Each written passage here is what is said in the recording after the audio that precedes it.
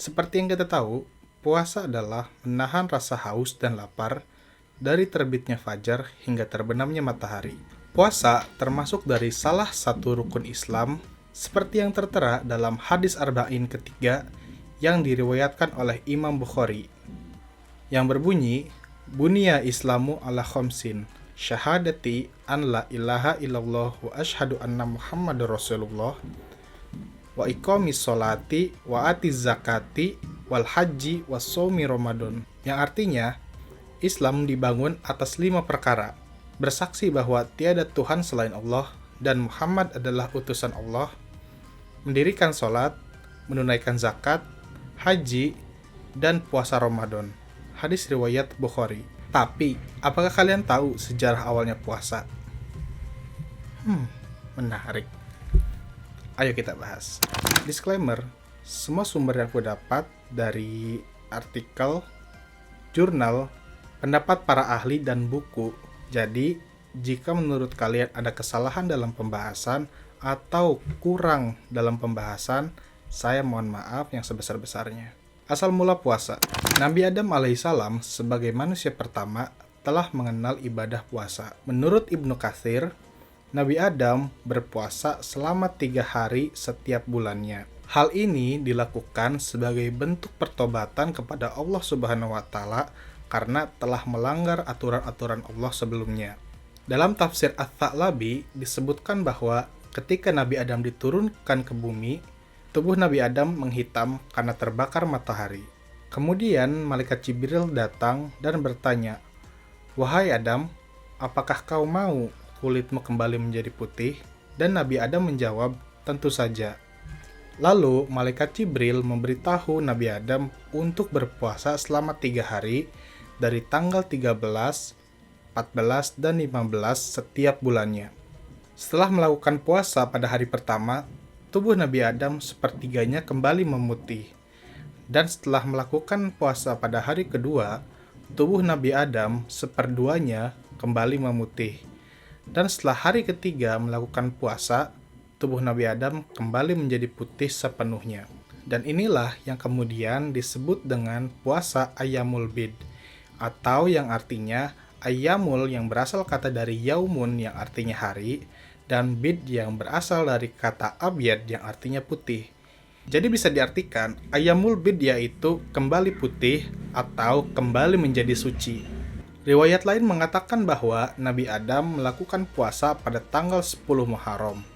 Hal ini dilakukan karena bentuk syukurnya Nabi Adam kepada Allah Subhanahu wa Ta'ala karena telah dipertemukan kembali dengan Siti Hawa di padang Arafah setelah keduanya terpisah ketika diturunkan ke bumi. Akan tetapi, sejarah puasa menurut Imam Al-Qurtubi seperti yang dikutip dalam buku Misteri Bulan Ramadan karya Yusuf Burhanuddin menyatakan bahwa orang pertama yang melakukan berpuasa yaitu Nabi Nuh alaihissalam.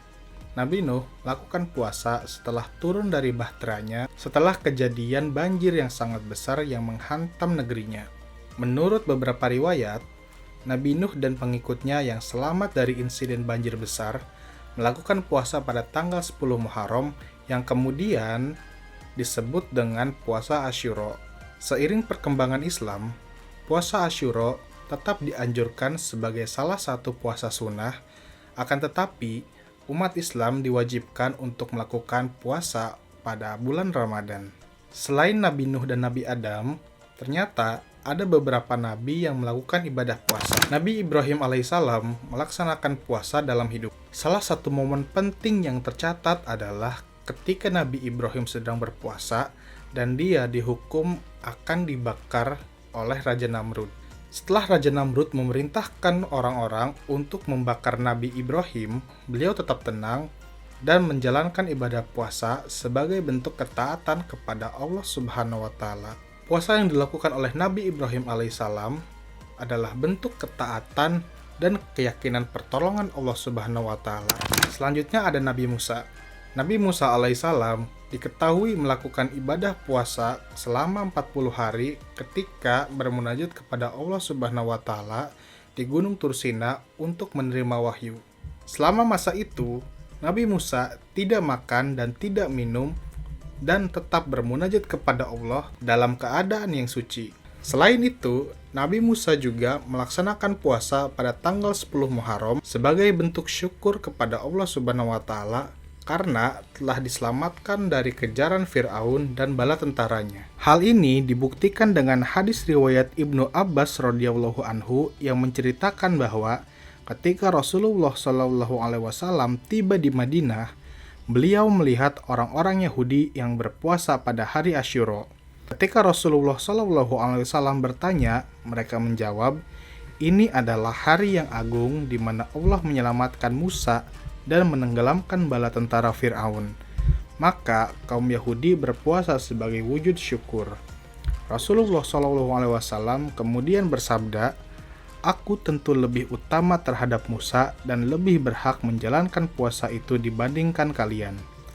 Maka beliau pun berpuasa dan memerintahkan para sahabat untuk berpuasa pada hari itu.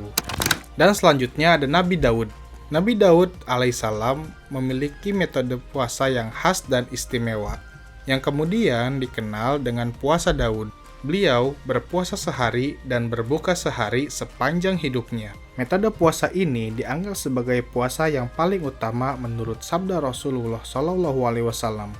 Dalam hadis riwayat Bukhari, Rasulullah Shallallahu alaihi wasallam bersabda, "Sebaik-baiknya salat di sisi Allah adalah salatnya Nabi Daud alaihissalam. Dan sebaik-baiknya puasa di sisi Allah adalah puasanya Nabi Daud. Beliau tidur separuh malam, lalu salat sepertiganya, dan tidur seperenamnya lagi. Beliau puasa sehari dan berbuka sehari." Hadis riwayat Bukhari.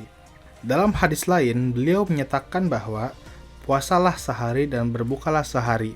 Itu adalah puasanya Nabi Daud, dan itu adalah puasa yang paling utama. Hadis riwayat Bukhari. Dan pada zaman Nabi Muhammad SAW, puasa disyiarkan pada tahun kedua Hijriah. Rasulullah SAW berpuasa sebanyak 9 kali Ramadan. Nabi Muhammad mewajibkan puasa melalui 3 tahap. Tahap pertama, diwajibkan pertama kali dalam bentuk boleh memilih apakah berpuasa atau memberi makan fakir miskin dalam satu hari. Tahap kedua, diwajibkan berpuasa dengan aturan apabila orang yang berpuasa tertidur sebelum berbuka, maka diharamkan atasnya berbuka sampai malam selanjutnya. Dan tahapan ketiga yaitu diwajibkan berpuasa sejak terbitnya fajar dan terbenamnya matahari. Dan aturan inilah yang berlaku sampai hari ini. Tujuan utamanya yaitu ketika Nabi Muhammad melakukan 3 tahapan, yaitu untuk membiasakan umatnya dalam berpuasa, dan cara pembiasaannya melalui 3 tahap yang tadi aku sebutkan. Kemudian, 18 bulan setelah Nabi Muhammad SAW hijrah ke Madinah, lebih tepatnya pada tahun kedua Hijriah, Allah Subhanahu wa taala menurunkan perintahnya untuk wajib berpuasa seperti yang tertera dalam firman Allah Subhanahu wa taala dalam surat Al-Baqarah ayat 183 yang berbunyi, "Ya ayyuhalladzina amanu kutiba alaikumusiyam kama kutiba alal ladzina min qablikum la'allakum tattaqun." Yang artinya, wahai orang-orang yang beriman, diwajibkan atas kalian berpuasa sebagaimana diwajibkan atas orang-orang sebelum kalian agar kalian bertakwa. Quran Surat Al-Baqarah ayat 183. Kan tetapi, mengapa puasa diwajibkan pada bulan Ramadan, bukan di bulan-bulan yang lain? Salah satu alasan mengapa puasa diwajibkan pada bulan Ramadan yaitu bulan Ramadan adalah bulan yang dimana Al-Quran diturunkan kepada Nabi Muhammad SAW yang sampai sekarang menjadi pedoman bagi para umat muslim. Di dalam bulan Ramadan terdapat malam yang sangat istimewa yaitu malam Lailatul Qadar, yang diyakini malam Lailatul Qadar lebih baik daripada 1000 bulan. Dari perjalanan sejarah ini, kita bisa melihat bahwa puasa Ramadan bukan hanya ibadah individu, tetapi juga memiliki dampak sosial dan spiritual yang sangat besar. Jadi, bagaimana dengan kalian? Sudahkah kita memaknai Ramadan dengan sangat dalam? Tulis komentar kalian. Terima kasih yang sudah menonton. Jika ada masukan atau saran ataupun kritikan, silakan tulis di kolom komentar. Saya Anton. Terima kasih. Wassalamualaikum warahmatullahi wabarakatuh.